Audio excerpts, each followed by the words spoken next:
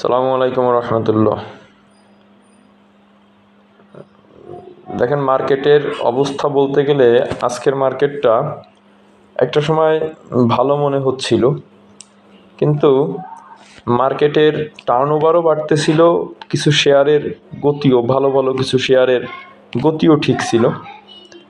একটা একটা প্রতিফলন, মানে মার্কেটের যে একটা ভালো একটা গতি আসবে এরকম একটা সম্ভাবনা দেখা গেলেও শেষ পর্যন্ত আমরা যেটা দেখেছি যে মার্কেটের অবস্থা কিন্তু খুব বেশি পরিবর্তন হতে পারেনি।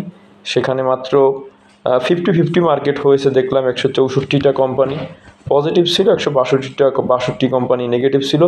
মাত্র 8 পজিটিভ ছিল। যদিও 8 পজিটিভ, তারপরেও মার্কেটের গতি স্বাভাবিকভাবে অন্য দিনের তুলনায় একটু ভালো দেখতেছিলাম। শেষ পর্যন্ত এটাও একটা সময় তো আবার মনে হলো যে মার্কেট মাইনাস হয়ে যায় কিনা, আবার শেষ পর্যন্ত হচ্ছিল।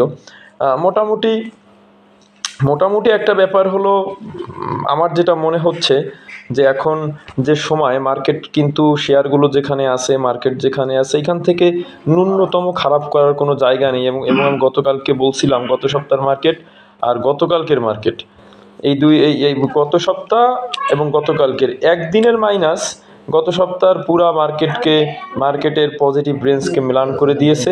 এবং সারা গত সপ্তাহ পজিটিভ থাকার পরেও কিন্তু আমরা দেখেছি যে বিনিয়োগকারীদের খুব বেশি প্রফিট হয়নি।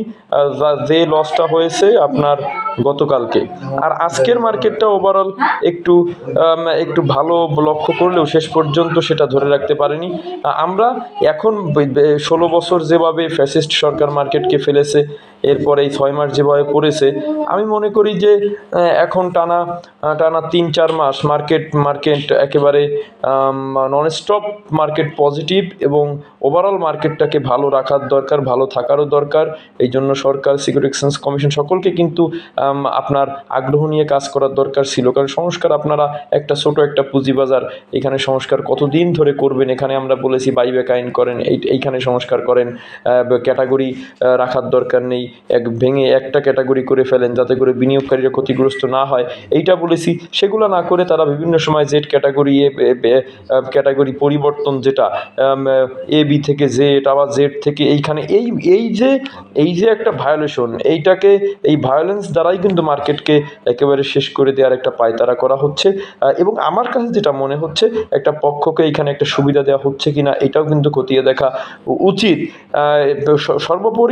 সর্বোপরি আমরা যেটা আবারও বলতেছি যে কমিশনের যে ব্যর্থতা 6 মাস ধরে, এবং বিনিয়োগকারীদের সেই অশ্রু ঝরণ, রক্তক্ষরণ, পোর্টফোলিও নীল হয়ে যাওয়া, ফোর সেল হয়ে যাওয়া, এখান থেকে, এই দায় থেকে কমিশন কোনোভাবেই আপনার বেরিয়ে আসতে পারে না। এই জন্য তাদেরকে সসম্মানে এই দায়িত্ব থেকে সরে যাওয়া উচিত। এবং এই মার্কেটের ডেভেলপ করার জন্য যে ব্যক্তি বিনিয়োগকারীদের প্রতি তার সিম্প্যাথি থাকবে, বিনিয়োগকারী বান্ধব একজন মানুষ এইখানে নিয়োগ দেওয়া উচিত। সে অবশ্যই বিনিয়োগকারীদের রায়ের উপরে, বিনিয়োগকারীদের মতের উপরে সেই ব্যক্তি নিয়োগ হওয়া উচিত। সকলে ভালো থাকবেন। আসসালামু আলাইকুম রহমতুল্লাহ।